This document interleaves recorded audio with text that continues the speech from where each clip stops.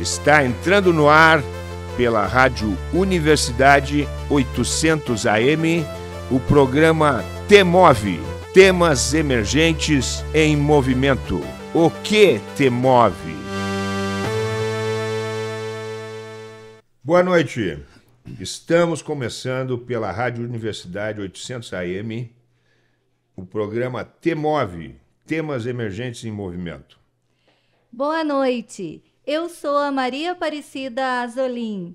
Sou pedagoga na Coordenadoria de Tecnologias Educacionais da UFSM e vou apresentar o programa de hoje juntamente ao professor Clayton Hillig. Nosso programa é transmitido com o apoio da Rádio Universidade 800 AM. O programa T-Move, Temas Emergentes em Movimento, é um projeto da Coordenadoria de Tecnologia Educacional da UFSM, vinculada à Pró-Reitoria de Graduação da Universidade UFSM. O T-Move surgiu a partir do programa de capacitações Temas Emergentes em Ensino Híbrido para a Educação Básica, que visa promover palestras e capacitações que contribuam com a nossa educação básica.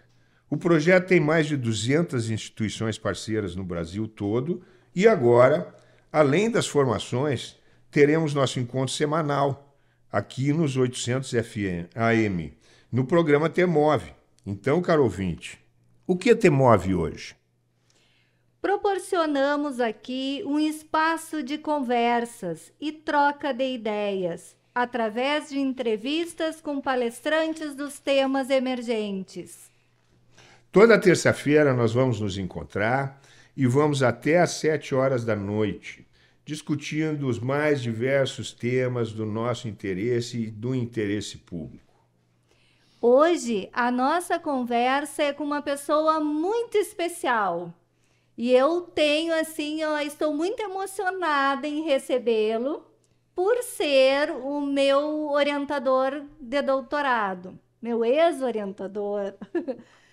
O professor Valdo Barcelos é professor titular na Universidade Federal de Santa Maria, doutor em Educação pela Universidade Federal de Santa Catarina, pesquisador 1 do CNPq, pesquisador visitante da Universidade de Coimbra, Portugal, e do INPA, o Instituto Nacional de Pesquisas da Amazônia. O professor Valdo também é professor conferencista, convidado do Instituto Piaget, Viseu, Portugal, membro da Academia Internacional de Artes, Letras e Ciências, Alpas 21, cadeira Paulo Freire, membro da Academia Santamariense de Letras, ASL, cadeira Ciro Martins, membro da Casa do Poeta de Santa Maria, Capo SM, e membro da Anistia Internacional do Brasil, 1972. Consultor do MEC na UFSM, coordena o núcleo Conversar, Biologia Cultural, Educação, Sustentabilidade e Transformação Humana. Seja muito bem-vindo, professor Valdo. Obrigado. O professor Valdo é, sobretudo, um grande amigo, uma referência em educação em nossa universidade, inclusive no Brasil inteiro. Então é uma grande satisfação recebê-lo aqui, né, Valdo? E para começar, o que te move como professor? Bom, boa noite a todos e a todas, aos ouvintes. Quero cumprimentar o Jean ali na técnica, a Luísa e as duas pessoas que me convidaram, a Maria Aparecida e o Clayton. E dizer que fiquei contente com o convite e é uma alegria conversar um pouco com vocês. E essa pergunta, o que me move, parece uma pergunta simples, mas talvez não seja tão simples assim, né? Mas eu vou tentar resumi-la. O que me move é buscar uma vida boa, né? Para mim. Ao dizer isso, pode parecer que eu estou sendo egoísta, né? Mas não.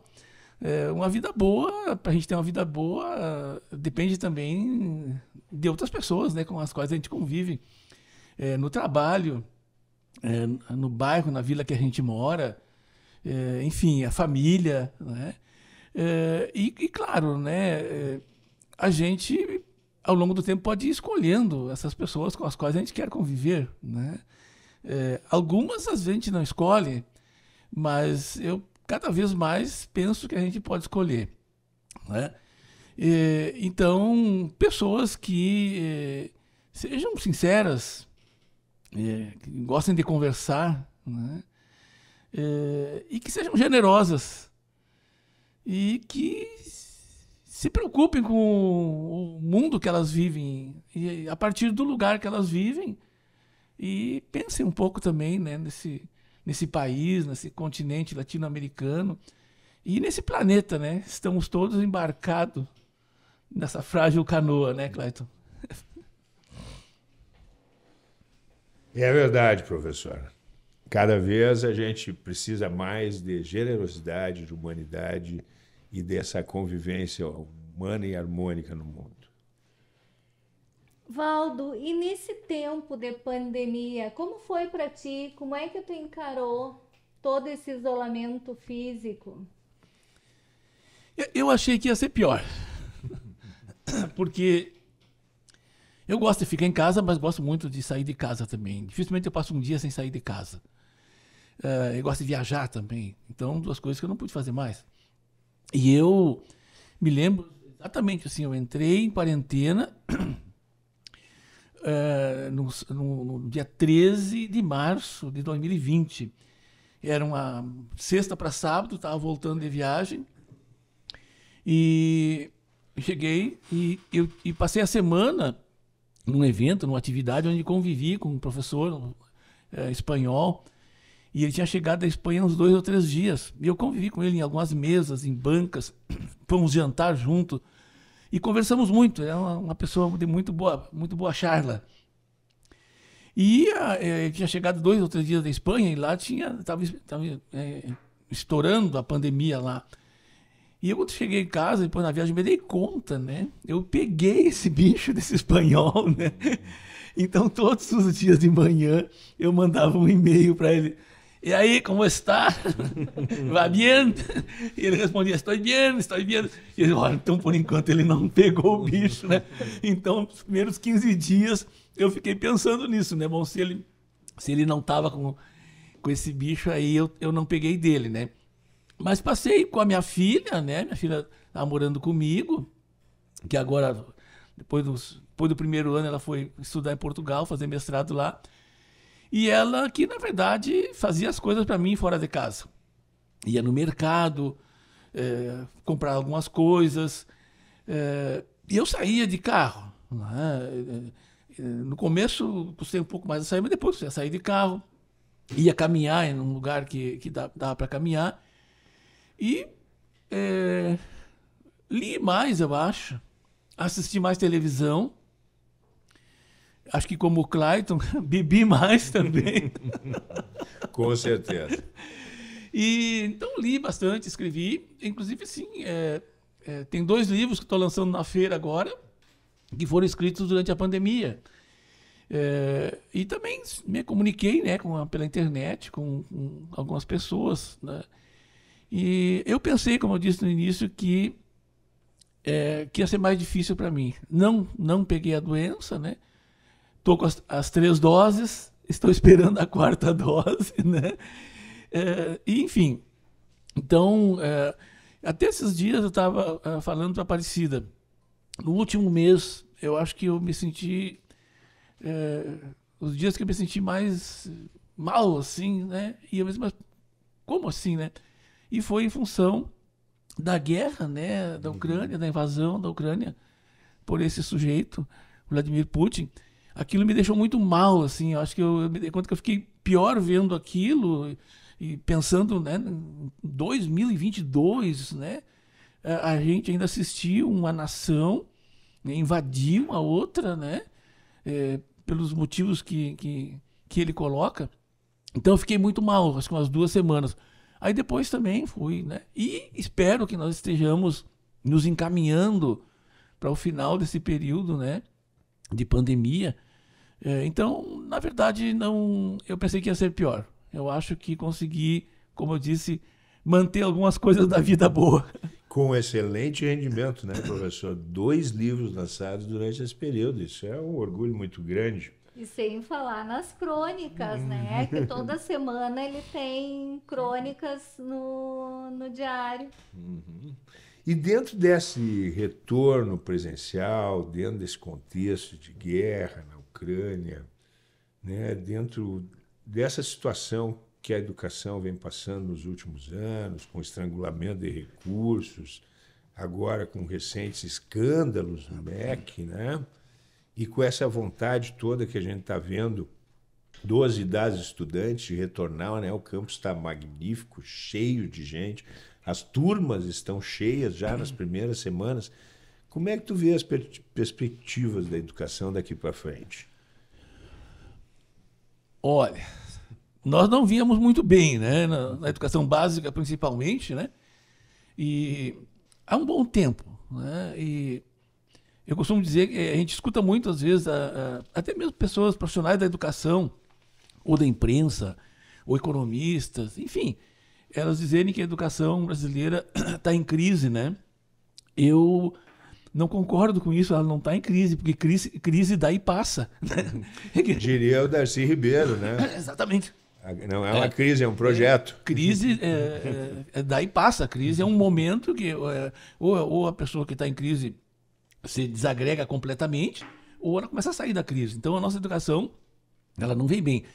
Então, assim, eu fico pensando, e quando eu penso, acho que mais, o que mais me preocupa mesmo é a educação básica. Porque as condições foram dramáticas, principalmente para os estudantes da escola pública, que é a maioria desse país. A pandemia foi muito desigual, né? Num dos textos que eu escrevo, eu falo disso, né? Basta olhar as estatísticas hoje que já tem, né? Quem morreu mais, quem adoeceu mais gravemente, né? Foram pobres e pretos nesse país, né? E muitos indígenas, né? E com a educação, eu acho que agravou a situação, né? Então, se pensar, eu tenho me perguntado, por exemplo, quanto tempo nós vamos levar para estar onde nós estávamos há 2 anos atrás e que não era bom? Então, eu penso que nós deveríamos ter nos preparado para esse recomeço de uma forma mais qualificada, no sentido de ter conversado mais, os diferentes níveis do processo educacional, as diferentes instâncias de gestão, nós devíamos ter nos organizado melhor, poderíamos ter nos organizado, né, de uma forma remota, enfim, para que quando nós começássemos, nós tivéssemos um pouco mais, assim, mínima de alguns consensos para tentar, ao longo do tempo, retomando algumas coisas. Eu não vou dizer nem recuperar, porque em educação não se recupera, né? O que uma criança não vive quando é criança, que ela não vive na educação infantil, nunca mais vai viver, né? Isso é um fato. E contra fato não há argumento, como dizia o Antônio Cândido. Então, assim, Clayton, sem entrar nessa coisa de ser otimista ou pessimista, né? Mas, enfim, então temos que olhar para o presente e ver o que é possível nós fazer. E aí conversar. Procurar quem está disposto a conversar, quem está disposto a fazer parcerias para tentar que o prejuízo não seja tão grande, na educação básica principalmente. E sobre o Brasil, o que tu tens a nos dizer? Quais são as tuas perspectivas em relação a esse país que é tão imenso, tão diverso, mas tão maltratado? É imenso, né? É diverso e injusto, né? Exatamente. Às vezes a gente escuta, né? O Brasil é um país pobre. Não, o Brasil é um país muito rico, não é? E rico não só do ponto de vista econômico. É um país rico, a 8ª economia do mundo, né? Mas é rico em diversidade cultural, em diversidade do ponto de vista da diversidade das espécies, né? O Brasil tem vários ecossistemas, né? E é um país continente. Então, é um país assim de uma grandiosidade assim, em todas as áreas, né? Mas, assim, de novo, assim, voltar para essa ideia, né, que eu falei da história da crise, né? É um país que, como a Aparecida disse, muito maltratado pelas nossas elites, né? E eu, nos tempos para cá, quando eu falo de elites, normalmente falo elites, né? Eu falo das elites intelectuais e das elites econômicas, que eu acho que tem que fazer uma diferenciação nessas elites, né? Porque as elites econômicas, por exemplo, no Brasil, quem conhece outros países, quem já viajou pelo mundo, mais que eu viajei pouco, é quase unânime em dizer que as nossas elites econômicas são uma das mais insensíveis do planeta. Das mais insensíveis do planeta. Nós somos capazes, eu digo nós, porque não ficar falando dos outros, nós somos capazes de atravessar a rua para não passar ao lado de alguém que está dormindo na calçada. Isso é comum. Pode observar. Tem um artista brasileiro, o Vicky Muniz, que é um dos artistas talvez mais bem pagos do país, né? Ele trabalha muito com instalações e trabalha muito com arte, com grupos populares. E ele vive mais tempo fora do Brasil que no Brasil, mas vem ao Brasil, a família dele ainda está aqui. E tem um filme dele chamado O Lixo Extraordinário, que é sobre a história, né? Ele fez algumas instalações com obras de arte, com o maior aterro, o maior lixão, né, da América Latina, que era o lixão de Gramacho, no Rio de Janeiro. E essa exposição rodou o mundo, assim, né, ganharam muitos prêmios, enfim. E ele tem uma expressão, né, que eu acho assim, que resume um pouco essa coisa da nossa elite econômica, que quando ele volta ao Brasil, o que mais surpreende ele é que ele encontra algumas pessoas que acreditam sinceramente que são melhores que outras pessoas. E isso é um fato, né? Aqui na universidade nós temos alguns, né? Estudam um pouquinho, já acham que ficam melhor que os outros. Eles deviam ler um pouco de Paulo Freire, né, Clayton e Aparecida, né? E o Paulo Freire, uma certa ocasião que ele estava preso, o rapaz que trazia as marmitas para os presos entregava a primeira marmita dele e depois a dos outros presos, né? E ele estava sempre lendo, né, numa cela maior que deram para ele lá no fundo do corredor. Aí um dia ele chamou o soldado. Por que você entrega primeiro a minha marmita e depois a dos outros? Eu fico aqui comendo e os outros vão comer fria. Aí o soldado disse para ele, não, porque eu sei quem o senhor é. O senhor é o tal de Paulo Freire, o senhor estudou muito. O senhor é melhor que todos esses que estão presos aqui, né? Aí ele chamou o menino, seu menino, vem aqui na grade. Eu vou lhe dizer uma coisa. É muito bom estudar. Estudar é bom, estudar faz bem. Estudar deixa a gente melhor, mas não melhor que os outros. Deixa a gente melhor que a gente. A cada dia. Achei fantástica essa frase dele. Perfeito. E a gente tem, aqui na universidade, a gente conhece às vezes, né? Às vezes meninos, Clayton, parecido, que termina a graduação, entra no mestrado, já começam a olhar diferente para os próprios colegas. Depois no doutorado, você vai e aí... Ou mesmo entre cursos, né? Exato. Alguns cursos que consideram-se superiores a outros cursos, né? Então, isso são formas da gente constatar, né, essa perversidade cultural, porque isso é cultural. Nós não nascemos assim. Temos anos de colonialismo e escravidão, né, para formar esse tipo de sociedade. Mas dentro desse contexto, né, de desigualdade socioeconômica e uma cultura de superioridade, subalternidade, que acaba tendo reflexos nas desigualdades educacionais, né? De que forma a gente pode caminhar para superar isso? Eu vou dizer uma coisa, eu só digo porque eu estou velho o suficiente, né? Para quando acharem que é uma bobagem muito grande, você está louco, né? Educação infantil, cara. Educação infantil. A gente na educação, a gente é ensinado, é treinado, para não dizer que existe uma fase da educação mais importante que a outra. Tá? Não é bom dizer que a educação superior é melhor, é mais importante, que o ensino médio é mais importante que os anos finais.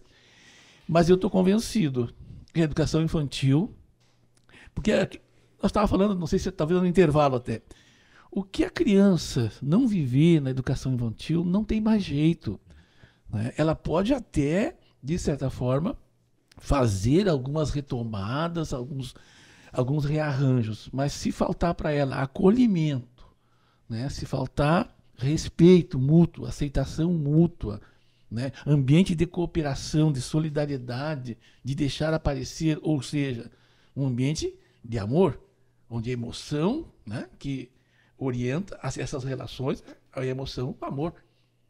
E as crianças sabem disso. As crianças sabem. E nós somos seres das emoções, Clayton. Né? Uhum. Eu sei que é quase uma heresia dizer isso, né, no mundo acadêmico, porque nos ensinaram nossos filósofos, né, e os nossos grandes teóricos que somos, né, seres da razão. Isso foi um grande equívoco filosófico, epistemológico e escambau, para usar uma expressão aqui do Sul. Isso nos causou e tem nos causado um prejuízo muito grande. Nós somos seres da emoção. As nossas atitudes que nós temos decorrem das nossas emoções. E as crianças, elas são apetrechadas para viver no amor. Uma criança, quando logo após nascer, uma semana, 2 semanas depois que ela começa já a formar as imagens mais nítidas, ela enxerga um vulto de uma pessoa, ela leva a mão, abre a mão na direção da pessoa, que é para acolher, para receber carinho. Né? E nós somos um animal apetrechado para isso, entre outros animais. Né?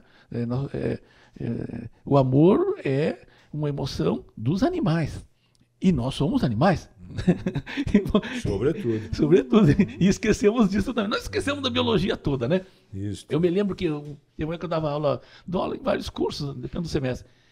E um semestre estava dando aula para biologia e cheguei, primeira turma, primeiro encontro. Bom dia, pessoal. Como é que estão esses animais? Se sentiram ofendidos. Teve uma moça que foi reclamar para a coordenadora, né? E depois eu conversei com eles, né? Um pouco dessa conversa assim, né? Somos seres vivos, né? Do reino animal, mamíferos e da espécie humana. Por isso que nós estamos integrados na biosfera. Essa é, na verdade, a grande questão ecológica do planeta. Né? Não existe nenhuma ação, por menor que não seja importante, porque está tudo integrado. Isso não tem nada a ver com religião e nem com transcendentalismo, isso é da biologia. E isso o menino podia aprender nos primeiros anos dos anos iniciais. Né? É o que eu penso. Então, investir muito. Na verdade, dinheiro na educação não é investimento, né? Investimento é para ganhar outro dinheiro, né? É colocar o dinheiro que for necessário, e sempre vai ser mais necessário. Na educação infantil, nos anos iniciais, porque é ali que se começa a se formar realmente, né? E os processos de aprendizagem mesmo se dão, né? Ou não se dão, né? Ou são massacrados, enfim. Sem dúvida. A infância e a meninice são a formação inicial do cidadão mesmo. Cida, por favor, faça a sua colocação. Pois é, agora fazendo essa visão de Brasil e das situações que estamos vivendo, não só no Brasil, mas no mundo, onde a democracia o tempo todo está numa berlinda, né? E no Brasil, em especial, a nossa democracia é algo jovem, né? Tivemos lá de 64 a 85, o período, né, da ditadura. Então, estávamos em processo de aprendizado democrático, digamos assim. E nesses últimos anos a gente tem visto, né, esse atentado às instituições, atentado à democracia. Como e quando, a partir de quando a gente pode trabalhar com a democracia? Bom, com a permissão do Jean e da Luísa, eu vou fazer um jabá. Um dos livros que eu escrevi durante a pandemia, né, foi Populismo e Fascismo, os maiores inimigos da democracia, que foi, eu pesquisei vários autores que vêm pesquisando esse tema, né, da democracia e no mundo. E como, né, as democracias morrem, inclusive esse é o título de um livro, Como as Democracias Morrem, um livro muito bom de 2 americanos. E E boa parte, vendo a história, as democracias morrem a partir de regimes populistas e fascistas, mas que vêm de dentro da democracia. Eles se utilizam da democracia para as liberdades, né, e as fragilidades da democracia para se instalar, né? E isso, esse é um dos grandes desafios. E nós, no Brasil, sem dúvida, a nossa democracia é jovem. Esse período que nós estamos vivendo, de 64 a 85, é o nosso período mais longo de democracia. Nosso período mais longo, né? Fora disso, foram transições, ditaduras e transições, né? Lá com o Estado Novo, né? Uma ditadura, não sei se dá para dizer que uma ditadura é mais cruel que a outra, mas, né, de fazer inveja, né? Várias outras, né? Mas voltando assim, né? Se pensar a educação, né? A democracia. Tem um outro livro que eu escrevi, né, que é basicamente sobre educação, educar no amor e na liberdade, né?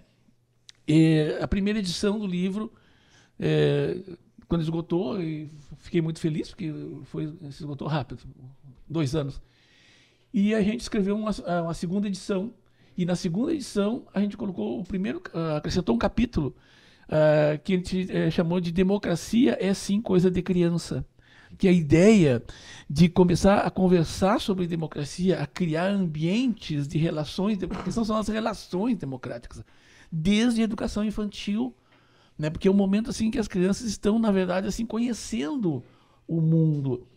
Então é muito curioso, se a gente for olhar na sociologia, na história, na filosofia, na antropologia, nas diferentes disciplinas aí das ciências sociais, são raros os momentos em que os pensadores, quando falam de democracia, se dirigem às crianças. Parece que as crianças não fazem parte desse negócio. E aí depois é muito estranho.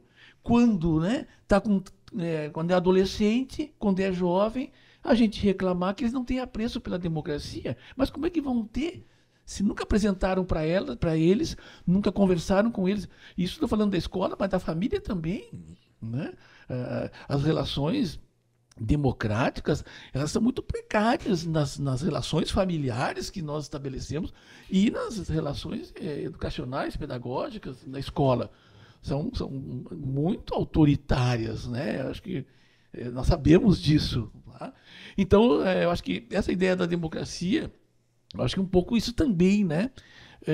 Ela é coisa de criança e tem que começar cada vez mais cedo, né? Para que a gente consiga construir, né, relações democráticas, uma sociedade democrática que consiga resistir a esses ataques desses aventureiros, né, desses maníacos, né, por populismo e por fascismo.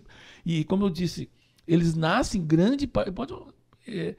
Se nós olharmos agora, nos últimos 10 anos, 15 anos, no mundo ocidental, vamos falar só dele, que está de bom tamanho, aconteceram o que se chamou de ressurgimentos autoritários, ressurgimentos totalitários, na Europa inteira, né? Na América do Norte, na América Latina, né? E ressurgimentos assim com apoio para eleger presidente, para eleger ou quase eleger primeiro-ministro em países que não se imaginava mais, que isso já estava superado. Mas aí que volta a questão, né? O nazismo, né, na Segunda Guerra Mundial, teve o apoio da juventude alemã, que era considerada, à época, aquela que vivia no país com uma das melhores educações do mundo. E aí teria que conversar o que é uma boa educação. Né? Para quem que ela serve, para onde ela nos leva. Né? O papo tá muito bom, mas nós vamos ter que chamar um intervalo e nós já voltamos.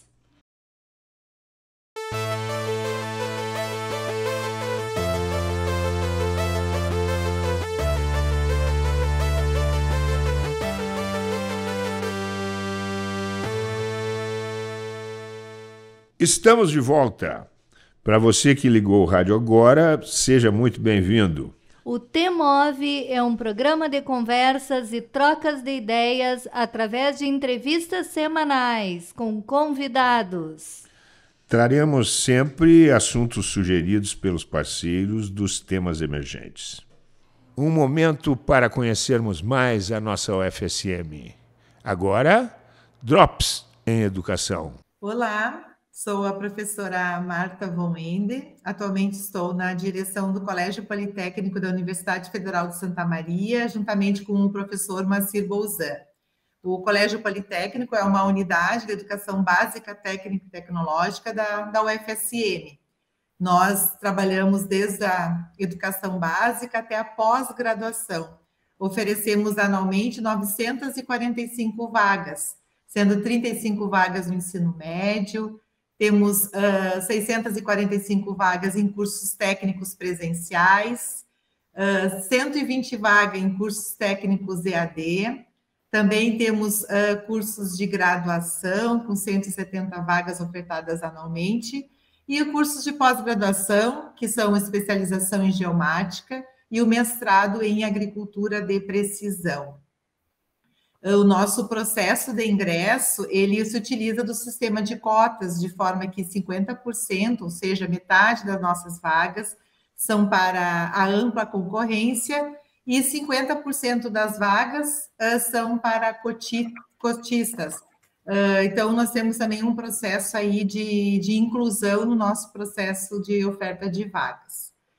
O Colégio Politécnico, então, ele está atuando há mais de 60 anos, né, no contexto da Universidade Federal de Santa Maria, e participa, então, da Rede Federal de Educação Profissional e Tecnológica. Então, nesse contexto externo, o Colégio Politécnico é uma das 23 escolas técnicas vinculadas a universidades federais. Eu vou passar para o professor Macir Bouzan para que possa falar um pouco melhor dos nossos projetos e das nossas ações. Então, a minha saudação, é um prazer estar aqui para falar do Colégio Politécnico. Conforme a professora Marta já salientou, é muito importante que quem vai fazer a escolha de uma instituição de ensino, a primeira coisa que busca é a proposta pedagógica. E eu gostaria de dizer que a proposta pedagógica do Colégio Politécnico, ela é muito diferenciada.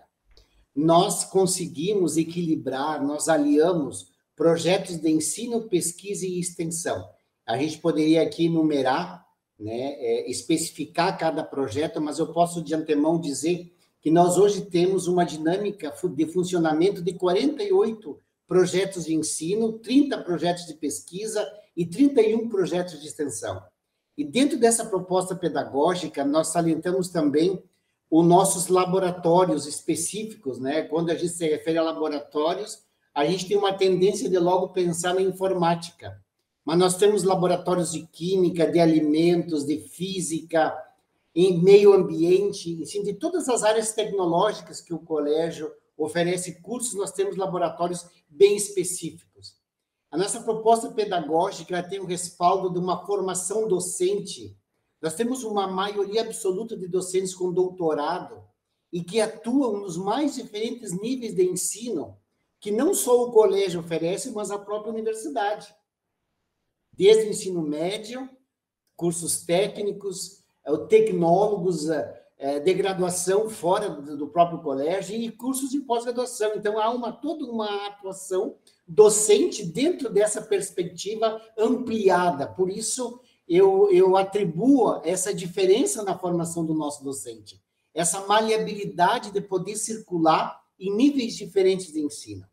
Eu também gostaria de salientar essa questão dos laboratórios, a área nova do colégio. A área nova do colégio, ela funciona como um laboratório para a área de criação de animais e a área de plantação. Isso também é um elemento diferenciador, né, no momento que a gente tem uma proposta em níveis tão diversos de ensino, né? A professora Marta se referiu a cursos de qualificação profissional, cursos de nível médio, cursos de nível superior de tecnologia que estão na área, né, de formação profissional. E também eu gostaria de dizer, né, com muita alegria, que o colégio, né, ele tem uma característica muito peculiar nesses 61 anos de vida, que em algum momento o colégio precisou mudar de rumo. E aqui faço uma referência toda especial aos gestores, que conseguiram ter essa percepção de mudança de rumos da instituição, adequando a instituição àquele momento e com a necessidade de disponibilizar para a sociedade novas formações, né? Indo ao encontro daquilo que são os desafios novos do mundo do trabalho. E aí eu gostaria de referenciar que nós fizemos um trabalho de quase 40 anos com um único curso, um curso técnico junto com o ensino médio de agropecuária, que justificava nós sermos o colégio agrícola. No momento que nós passamos a fazer uma oferta de outros cursos técnicos, nós percebemos a necessidade de trocar o nome do colégio. E aí, em 2006, nós passamos a ter o colégio como colégio politécnico, com 7 áreas, né? Dos eixos tecnológicos, nós oferecemos, dos 13, 7 o colégio dispõe a oferta de cursos. Em 2007, nós entramos nos cursos superiores, né? No Reúne, quando a Universidade Brasileira passou pelo processo de expansão e de reestruturação, nós também fizemos a nossa revolução nos cursos superiores e entramos com a formação tecnológica, que é uma formação profissional de nível superior. E eu gostaria, para encerrar, eu não posso perder a oportunidade de dizer que o Colégio Politécnico tem uma das poucas cooperativas estudantes do país. Isso é um ponto de excelência e de referência para todos nós, né, que conhecemos a UFSM. E também dizer que nós estamos conseguindo, com todas as dificuldades que o momento nos impõe, fazer uma leitura muito adequada do mundo do trabalho para a gente conseguir implementar novos cursos. E aqui eu chego, né, ao ponto, né, com muita alegria, dizer que o Colégio Politécnico tem um curso de agricultura que é noturno. Né? As pessoas dizem, mas o que dá para fazer na agricultura de noite? Nós estamos fazendo, eu não posso contar o segredo. Né? Agricultura de precisão.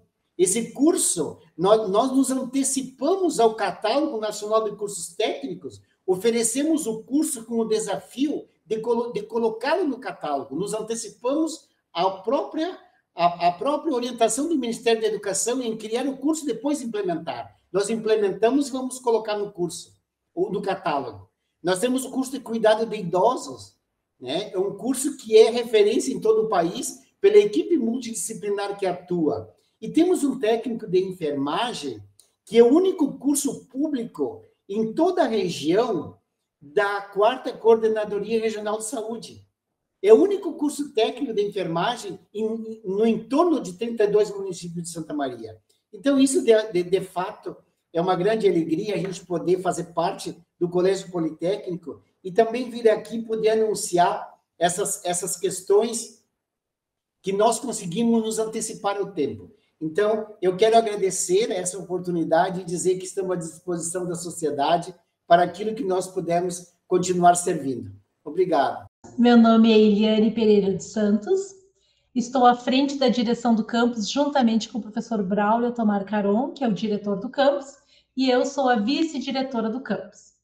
O campus de Frederico Westphalen, ele teve início em 2006, aqui na região noroeste do estado do Rio Grande do Sul. Então, ano passado, nós completamos 15 anos de existência e estamos ainda comemorando estes 15 anos com muita alegria. Atualmente, nós contamos com 6 cursos de graduação, 5 deles são diurno, então nós temos o curso de agronomia, o curso de engenharia ambiental e sanitária, o curso de engenharia florestal, o curso de jornalismo, curso de relações públicas, e no noturno nós temos o curso de sistemas de informação. Esses 6 cursos são presenciais. Nós contamos ainda com 2 cursos da modalidade EAD, um na área de licenciatura indígena e outro na área de computação, e 2 programas de pós-graduação em nível de mestrado, um na área de agronomia e outro na área de ciências ambientais. Então, todos esses cursos tornam o nosso campus, né, muito promissor aqui na região, com perspectiva de contribuir, né, para a melhoria da qualidade de vida da nossa comunidade. Ao longo destes 15 anos, já passaram por aqui mais de 1.500 estudantes graduados nos diferentes cursos, né, tanto nos cursos presenciais quanto na pós-graduação. E atualmente contamos com aproximadamente, né, 1.300 estudantes matriculados nos diferentes cursos. O corpo técnico, então, nos servidores é composto por aproximadamente 50 servidores técnicos administrativos e 50 servidores docentes. 90 servidores docentes. Então, 50 técnicos administrativos e 90 docentes. E ainda contamos com a colaboração de 31 colaboradores terceirizados. Então, a nossa comunidade frederiquense, do campus da UFSM Frederico Westphalen, conta, então, com esse montante de pessoas que fazem a universidade acontecer. Eu gostaria de destacar também os nossos projetos, né, que nós temos, principalmente os projetos de extensão, que são aqueles que dão visibilidade, né, da universidade com a comunidade. Nós temos em torno de 50 projetos de extensão, né? Dentre esses, eu gostaria de destacar alguns, né, como o Alimento de Origem, que é um projeto muito bacana, que conta com os colegas da área de informática, que foi pensado num aplicativo para rastreabilidade dos produtos de origem, né, de origem animal. Projeto de aperfeiçoamento das práticas para o correto destino dos resíduos sólidos domésticos, contribuindo, assim, para o desenvolvimento local e regional. Temos um projeto na área de educação e arte, educação ambiental, Agência da Hora, com um projeto muito bacana de combate à desinformação na área de comunicação, e assim por diante. Nós temos projetos na área também das Olimpíadas de Matemática, da UBMEP, área ambiental. Então, são diversos os projetos de extensão que levam todo o conhecimento da universidade para a nossa comunidade local e regional, contribuindo para o desenvolvimento da nossa região. Projetos na área também, na área de cultura, educação e arte, intitulado Seu Olhar na Nossa História, e assim por diante. Então, nós temos uma satisfação muito grande com os nossos projetos de extensão que aproximam a UFSM da comunidade local e regional. Temos também dois projetos institucionais. Um que trata sobre justiça de gênero, que é interno nesse momento, onde a gente quer ressaltar toda essa parte da colocação da mulher no mercado de trabalho, mas fazendo um olhar interno nesse momento, e toda essa parte da interseccionalidade. E também temos um projeto que se chama Seja UFSM, que também é institucional, que visa, então, divulgar a UFSM para os nossos futuros estudantes do ensino médio. Você está ouvindo o programa TMOV, pela Rádio Universidade 800 AM.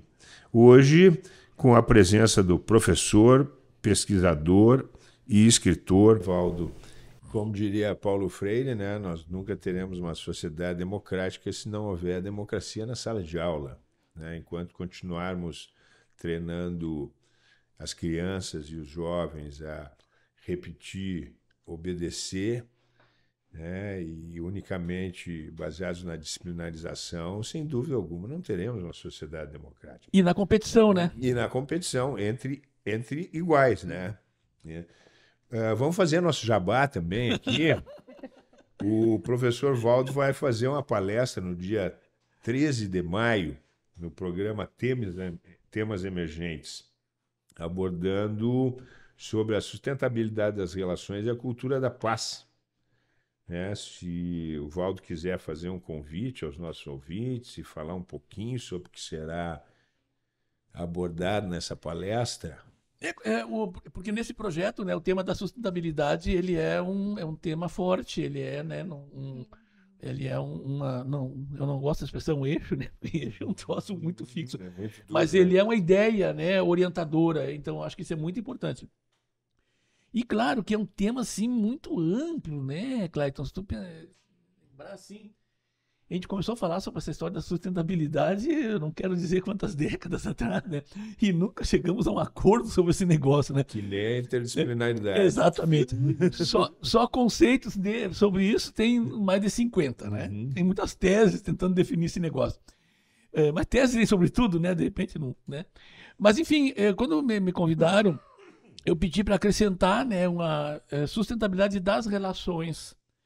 Porque, para mim, as coisas se dão justamente nas relações, que é um pouco do que nós estávamos falando, e também, né, para contemplar um pouco a educação, trazer essa conversa para a educação. O que a educação tem a dizer sobre isso e em que ela pode contribuir, né? E a educação, aí no caso escolar, né, a educação não acontece só na escola, mas a educação escolar, para onde a gente manda as crianças, né, por um bom tempo e cada vez mais cedo, né?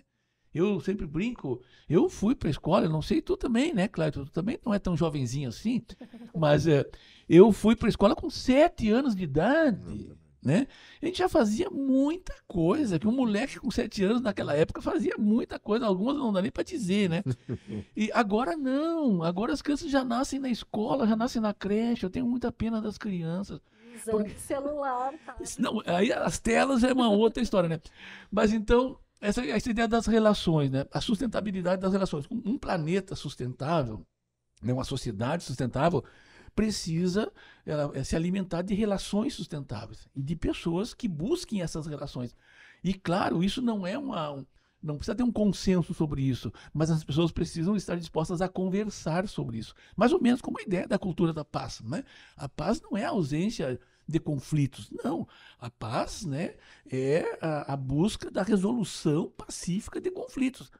Por isso que a democracia também está colada nisso, né? A democracia não é para quem pensa igual a gente. Quem pensa igual a gente é muito fácil. Hannah Arendt falava isso, né? A democracia é para aqueles que pensam diferentes de nós, mas que não querem nos matar, querem conversar com a gente para construir alguma coisa, né? E aí, para arrematar essa ideia da sustentabilidade das relações, eu tenho pensado numa coisa que tem me desafiado muito, que é a ideia de um projeto comum, né? Para as organizações, né? E pode ser organização aqui da rádio, pode ser organização de qualquer instituição, até a organização do planeta como um ser vivo e a sua organização complexa e, enfim, né? A ideia de um projeto comum. E para isso tem que conversar, e muito, inclusive com aqueles que pensam diferente da gente. E aí que a gente vai, inclusive, testar a gente mesmo, a nossa capacidade, né? De conversar, de diálogo, de aceitação do outro, de conviver com as divergências, conviver com a diversidade, enfim. É a democracia, né? Isso é democracia. Eu agora também vou entregar a minha idade, né? Porque também não sou tão jovenzinha assim. Eu sou do tempo que escrevia a carta e tinha lá, quando esquecia de colocar alguma coisa na carta, colocava um em tempo. Então eu vou fazer um em tempo. Para quem está chegando agora, está nos ouvindo agora, eu vou explicar sucintamente o que é esse Temas Emergentes. É um programa da universidade, coordenado pela professora Lisiane Miller, ligados à CTE Prograde, aonde visa levar palestras e formações para os professores, principalmente os professores da educação básica. Ele é aberto para todas as pessoas que quiserem assistir e participar das formações. Mas a ideia é fornecer essa conversa, esse aprendizado com os professores da educação básica. Nós temos 225 instituições parceiras no Brasil inteiro. E os temas escolhidos para essas formações foram sugeridos por essas instituições parceiras. Então, a nossa ideia é levar realmente ao que aquela instituição, aquela escola, aquela secretaria de educação tem necessidade. E olha, realmente é um projeto imenso. 225 instituições parceiras no Brasil inteiro não é pouca coisa. Então, é realmente o programa Temas Emergentes em Movimento, que a rádio faz parte desse programa. Realmente é algo assim, ó, que vai chegar lá na escola, lá tem pessoas de Tefé, lá do Chuí, então é muito interessante. E nós temos, em média, 2 palestras por semana, de maio a dezembro. E agora você está ouvindo o programa Te Move, pela Rádio Universidade. O Te Move é um programa de conversas e trocas de ideias através de entrevistas com convidados semanais.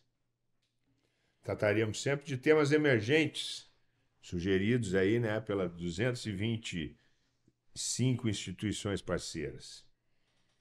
Mais uma perguntinha para o professor Valdo. Quais são os teus projetos de futuro? Perguntar para o idoso pelo futuro até parece provocação. A gente vai até os 100 anos, professor Valdo. A gente vai até os 100 anos. Tem quase 50 ainda pela frente. Eu acho que viver o presente. Eu acho que o melhor projeto de futuro que a gente pode ter é viver o presente, né? E isso aí envolve, assim, muitas coisas. Acho que envolve, inclusive, um pouco de tudo que a gente conversou aqui, né? Porque o único lugar em que as coisas acontecem, o único tempo que as coisas acontecem é o presente, e o único lugar é aqui, ou seja, onde a gente está, né? Então, aquilo que a gente fizer aqui, nesse momento, é que vai definir o futuro, se ele existir, né? O aquecimento global, por exemplo, que nós estamos vivendo hoje, começou a ser construído pelo nosso modo de viver há 100 anos atrás, 80 anos atrás, ou até mais, né? Então, sempre que eu vou conversar um pouco sobre a questão da ecologia, enfim, eu trago essa questão, né? As pessoas, não, mas aquecimento global é um negócio tão grande, é do planeta, da biosfera, o que eu posso fazer?